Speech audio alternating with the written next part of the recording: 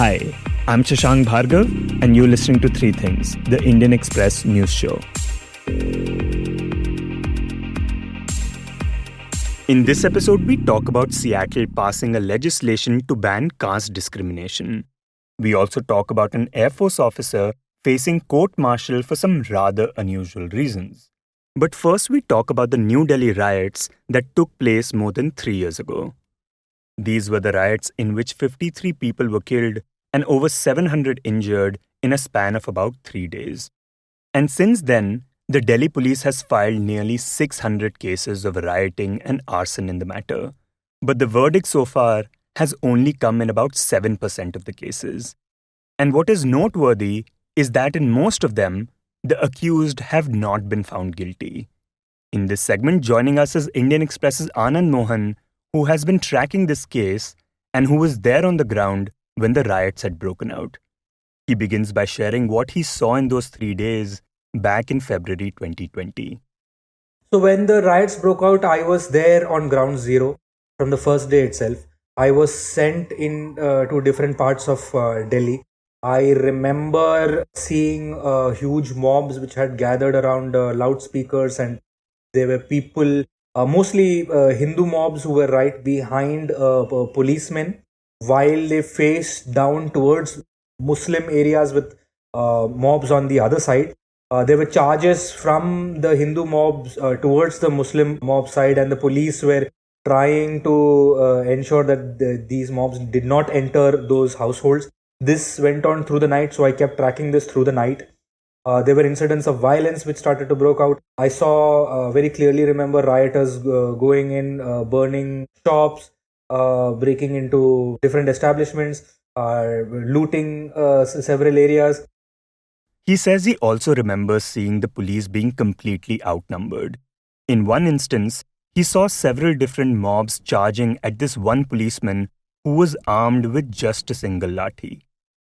The other days I saw pitched battles which took place. I used to go into these colonies where I would see rioters prepare themselves with lathis and bricks and stock up on weapons. I used to go into colonies and I tracked victims of violence who were completely stunned and shocked. I remember running around with the rapid action force as they tried to go into different colonies, as they were pelted with stones, as they tried to enforce law and order with a loud hailer and tear gas shells.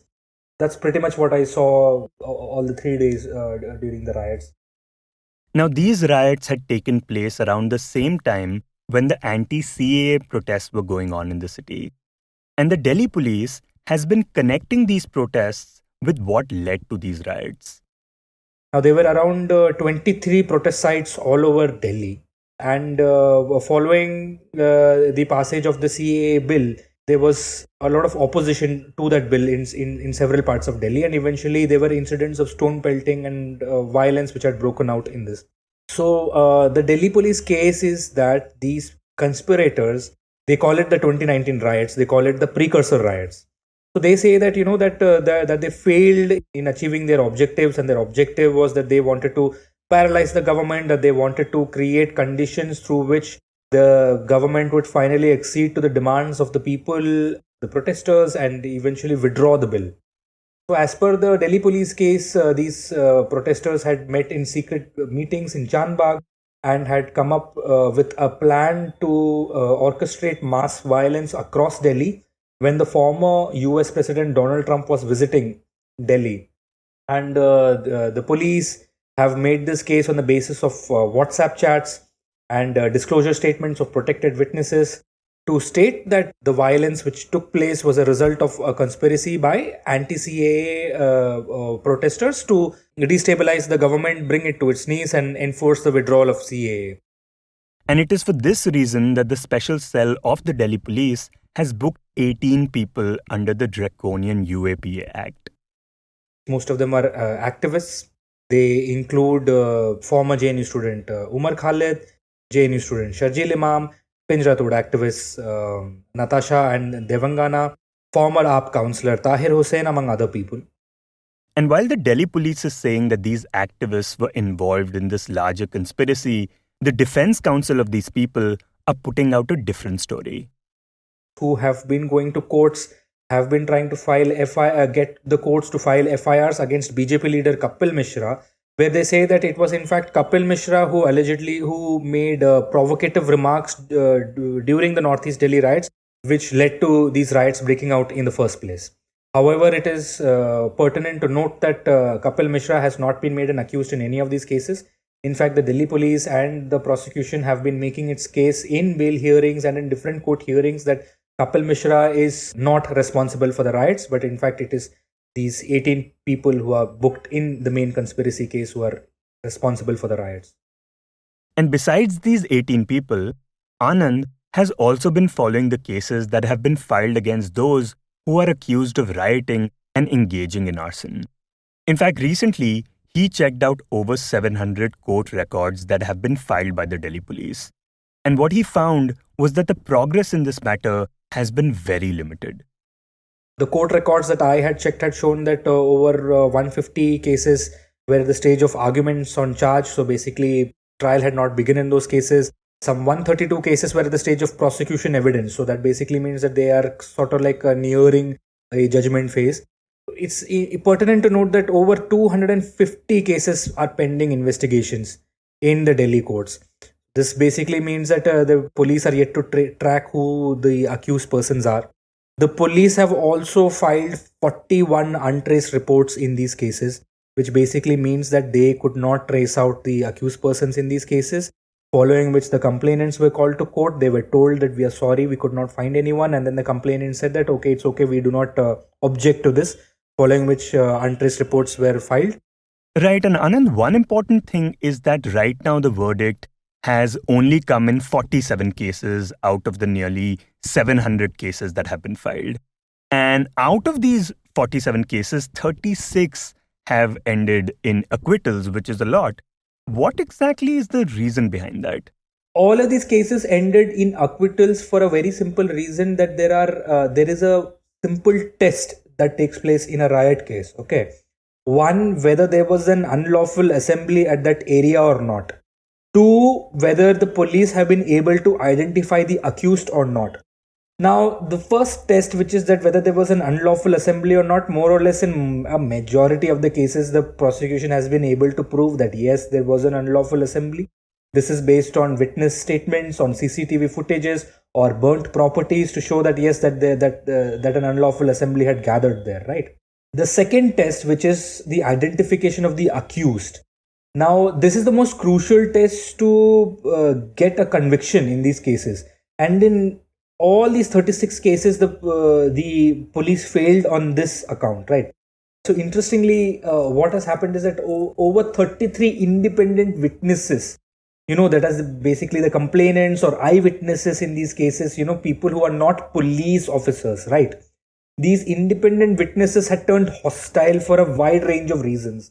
And when you say they turned hostile, could you explain what that means? What it basically means is that these people were made witnesses by the Delhi police after a thorough investigation. They have made certain claims in the FIR or in their statements to the police and the courts that stating that they may have identified rioters and whatnot. But then when they take the stand, they resile from these statements and they say that no, that we never said that we saw the rioters there in the first place. When I looked into these court records, I found that most of these people were of the view that, most of these independent witnesses were saying that we did not see any of the rioters because we were trying to escape from our homes. Our homes were set on fire, so we were just concerned with saving our lives. There was also an issue with the fact that, a lot of these people, rioters had come wearing masks, which made identification really difficult. There's also one odd case where witnesses had claimed that, the police had dictated, in fact, told them to take the name of several rioters. So this is one of those reasons why these independent witnesses turned hostile. Anand says that in such cases, when witnesses turn hostile, there are usually witnesses from within the police force that can help save the case. In fact, in the only case in which a man was convicted for being part of an unlawful assembly which entered a woman's house and set it on fire, a Muslim woman's house, even in that case, 3 of the crucial eyewitnesses had turned hostile, But The case still ended in a conviction for a very simple fact that the two police witnesses who were deposed could stand cross-examination. Their testimonies did not come under doubt, and then the court convicted the accused. And Anand, so is there a trend that we see when it comes to these police witnesses and the reason why their testimonies could not lead to convictions? Yeah. So I'll just take you through the larger trends that I saw in of what the courts have said vis-a-vis these police witnesses. So in 15 acquittal orders, the courts have said that that these police witnesses have identified many of these accused persons after a considerable delay. They usually find these accused persons who have turned up at police stations for some or the other form of questioning, and then they say that no, this man was a part of that mob. All of this took place in the absence of police station records like DD entries, absence of signature on arrest memos, no written reports to senior officers. In 10 acquittal orders, we've seen that police witnesses have said that we were beat officers of the area, and we knew these people much before that. Most of these people that they said are accused were basically bad characters in the area. Bad characters are basically people in the area who have multiple criminal cases against them, and they've been given this tag, bad character tag. They're sort of like the troublemakers of the area, so to speak. Right, so they were already on the police's radar. They were already on the police's radar. They're repeat offenders. So there was this one case which was very interesting, where the court had in fact quizzed these police witnesses over the number of beat areas in their area. One police witness was like there were 8 patrolling areas, where the other one was like there's just one. So the court said that that these are just contradictory statements, which just raises doubts, and it is not improbable to state that these witnesses are sort of like introduced by the prosecution just to show that the case is solved. Then there are 3 cases where I came across where police officers had claimed that they have memory loss, that they're taking medication for the same. In the other acquittals, we found that police are making arrests based on secret informers, or they're making contradictory statements, and so all of these are major reasons why these cases fell apart in courts. And Anand, as someone who reports on the courts and also covered these riots, what do you think this delay and these acquittals say about our justice system? So, of course, from our cases, we can, and just the larger trend of how these cases have been tried, we can see that that the wheels of justice are slow moving indeed. You basically have 2 courts which largely look at these cases. There's 700 plus cases. The one factor which really played a spoil sport in all of this was COVID. So during the COVID lockdowns, it was extremely difficult to hear these cases. So that led to a considerable delay. So there is a need to fast track these cases, and that is up to the judge and the prosecution and the police to sit and brainstorm together as to how they can fast track these cases. The other reason why these investigations have also fallen apart is also because of just the poor standard of investigation by the Delhi police, and the courts have in the past have also wrapped the police for filing half-baked charge sheets in many of these cases. So sometimes the police have to file supplementary charge sheets to clear defects in their cases. Some of the senior officers that we spoke to find out what the issue was, they say that that many of these officers had taken their first time postings in Northeast District. Northeast District does not field what some of the best officers, because some of the best officers are sometimes seen in other high profile districts. So that's why investigations suffered. Most of them were involved in managing law and order situations, and just doing that, and at the same time investigating these cases. Many of them high profile cases have proved to be a challenge for the Delhi police.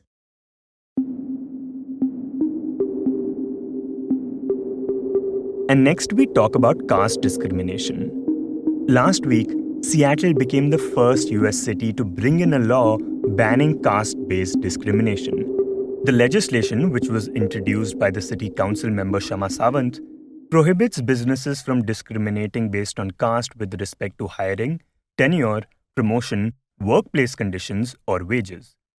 It is important to note that over 167,000 people from South Asia live in Washington state, and that they are largely concentrated in the greater Seattle area.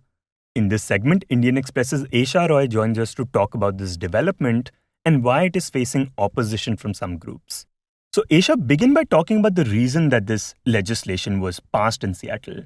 Yeah, so the last 4, 5 years, the activists who have fought for this legislation to be passed have said that cases of caste discrimination have been on the rise in the United States.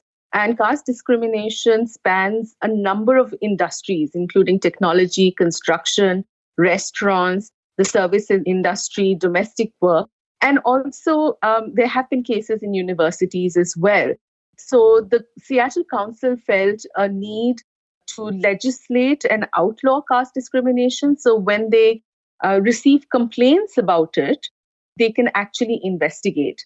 The legislation, which is in the form of an ordinance, is heavily reliant on the findings of a 2016 survey, which was carried out by an organization called Equality Labs.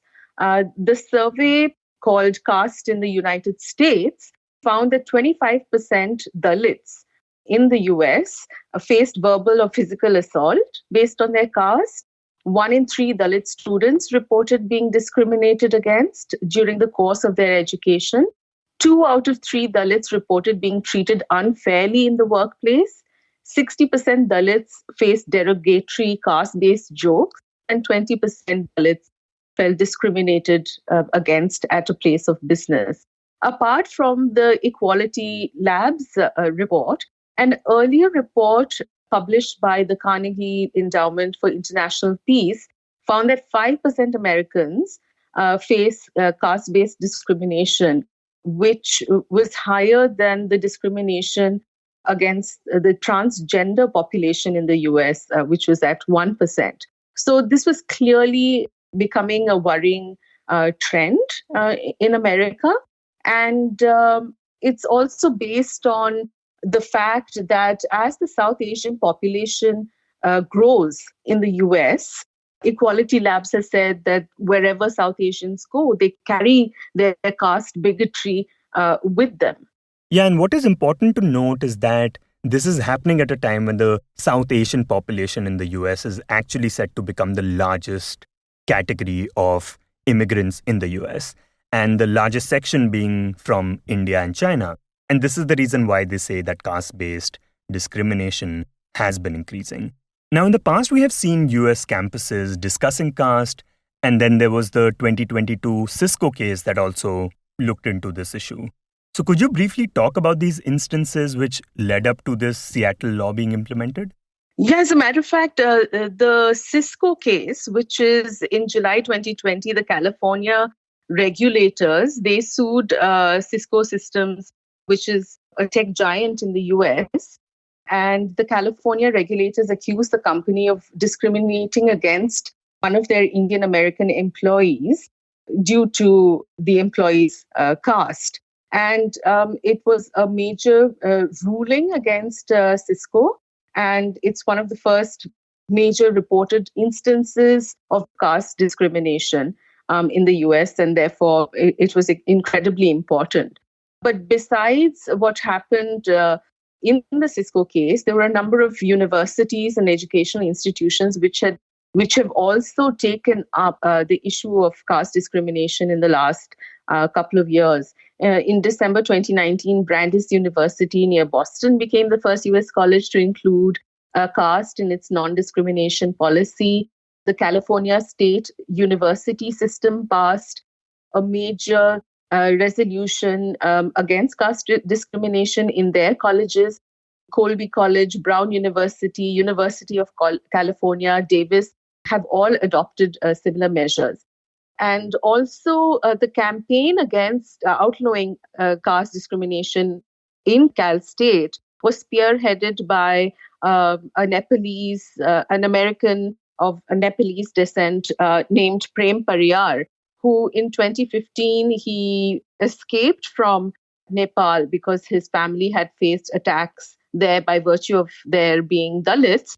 And he came to the US, but ended up facing instances of caste discrimination in that country as well from other Nepalese students and at restaurants. So he basically spearheaded the movement. And interestingly, he's one of the many representations. He flew to Seattle to make an in-person representation to the Seattle City Council. So he contributed to the Seattle measure as well. Also, Esha, you spoke to Shama Sawant, who first introduced this Seattle legislation. What did she have to say about how hard it was to actually pass it? So what I gathered from Shama Sawant was that she didn't face as much opposition by the time she introduced the legislation to outlaw caste discrimination, because over the last couple of years, there has been a run up to such legislations within anti-discriminatory legislations within the Seattle City Council. So Sawant herself belongs to a left party called Socialist Alternative. And from the time she joined office in 2014, she, as well as her party, have been fighting a number of battles to ensure equality. As a matter of fact, as soon as she joined office, her very first battle was to increase the minimum wage in Seattle to $15, and she won that. So she's had a number of major victories within the council.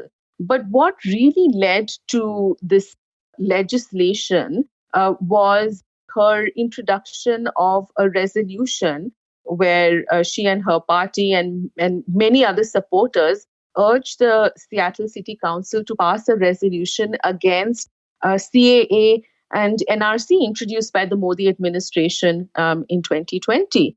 And what she told me was that this movement against CAA NRC brought a lot of South Asians together and not just Indians. So of all religious faiths, there were Hindus, Muslims, Sikhs, Christians, there were white workers, there were social activists. They all came together and pushed for this resolution to pass. So they eventually won. The Socialist Alternative and Shama Sawant won. They had this resolution passed, which was a really big victory for them. She told me that her activists were really surprised by the amount of resistance that they faced from the Democrats in the city council. And after that, soon after that, they pursued the passing of a resolution in support of the farmers' movement, which took place in India. So these movements and resolutions really sort of laid the foundation for the introduction of the legislation to outlaw caste discrimination. Okay, now this legislation has faced opposition from certain Hindu groups in the region. So could you talk about what they are saying and what has been Sawant's response to such groups? Yeah, so the Coalition of Hindus of North America have said that they oppose all forms of discrimination, including caste-based discrimination, and that they believe that there's no space for prejudice or mistreatment of anyone in a pluralistic society. On one hand, they've said this, but on the other, they've used very strong language saying that they are shocked and saddened by the proposal and by the legislation, and have said that it's based on falsehoods and unproven allegations by hate groups such as Equality Labs, and that it peddles bigotry and singles out the South Asian community by using racist and colonial tropes of caste, and that it was a measure that would land up discriminating against them. That has been their position. On the other hand, Ms. Sawant, her reaction to the Hindu groups, I mean, from what she told me, was that she received a lot more support from across the United States, from across communities, from Canada, from countries across the world, especially from the United Kingdom, which also has a very large South Asian diaspora, and from ordinary citizens asking her how such a legislation can be replicated in their own cities. She believes that the opposition of the Hindu groups is restricted only to upper caste Hindus in the United States, and that they probably have been emboldened by a right-leaning ruling government in India, that is the Modi administration. So that is her position.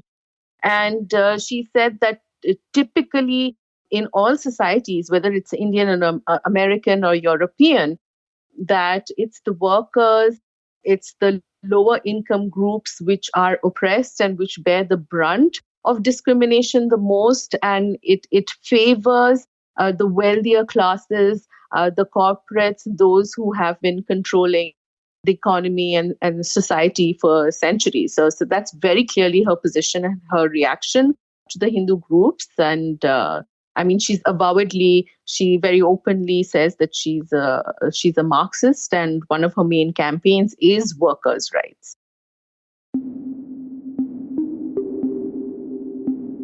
And next, we talk about a case in which an Air Force officer is facing court-martial. The person in question is a junior warrant officer of the Indian Air Force, and he has been accused of cutting the electrical cables of a Mi-17 V5 helicopter. But the officer has denied these allegations and has instead said that he was beaten up and was forced to make this confession. When we spoke to Indian Express's Aman Singh Chhina, he told us more about it. Now, the Air Force has leveled very grave allegations against this junior warrant officer, saying that he has deliberately cut cables of autopilot junction box of a Mi-17 V5 helicopter. And it has leveled 5 charges under the Air Force Act against this junior warrant officer pertaining to his actions which led to this alleged act. Now, in turn, in his defense in the court of inquiry, as well as the ongoing court martial which is taking place in the Air Force Station Sarsawa, which is near Saharanpur in Uttar Pradesh, this Air Force junior warrant officer has alleged that he has been framed and he is not responsible for what has happened, but he is being made a scapegoat because of certain reasons. Now that, he explains, is because, number one, he refused to do duties of a flight steward. Now, under the Air Force rules, a flight gunner has to perform the duties of a flight steward in case a flight steward is not available. Now, this is something which is enshrined in the Air Force regulations. However, this man has said that, he was asked to pass around tea and biscuits on a tray, and he felt that this was demeaning to him to do so in uniform, and he also claimed that he had not been trained as a flight steward. Now, be that as it may, this is one of the allegations which he puts forward for the reason for framing him.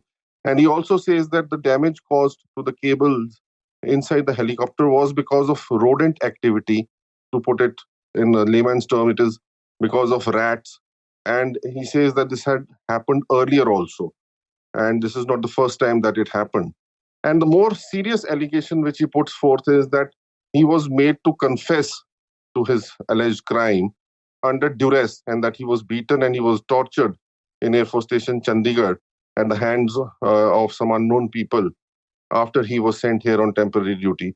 So there is a confession of this man. There is a confession on video, but he now says in the court martial that this confession has been taken from him by force. And do we know what the court of inquiry has said about these allegations? Well, the court of inquiry had dismissed his claims. He has not raised this allegation of being beaten up in the court of inquiry. He has raised it subsequently in a process which is called the summary of evidence. And then after the summary of evidence comes the court martial, and he has raised it in the court martial also. The prosecution has dismissed his allegations. The prosecution has said that these allegations are an afterthought, and it is just an excuse to defend himself because of the grave charges which he is facing. And they have said that nothing of this sort has happened. And if he was beaten up, there was a medical examination of this person done after he made the confession. And in that medical examination, no injuries were found. And Manaman, do we know how unusual is this kind of case where, such allegations are being made against an officer and the officer in turn is making these counter allegations? Well, the charges themselves against this person are very serious in nature. To accuse a member of the flying crew, now this person, this Air Force junior warrant officer, is a flight gunner. He's an integral part of the Mi-17 helicopter crew. Now, to accuse an air crew of having sabotaged the helicopter by cutting the cables of the autopilot junction box, that itself is a very serious allegation. And I do not think this would be something which would be happening very often or would be very widespread in the Indian Air Force. But the very fact that the Air Force here is coming forth and saying that, yes, this has happened, this in itself poses some very grave questions as to what is the reason. What is the provocation? What was the motive? Why would anybody do it? What was he to gain from it? Did anybody instruct him to do it? Was he doing it of his own volition?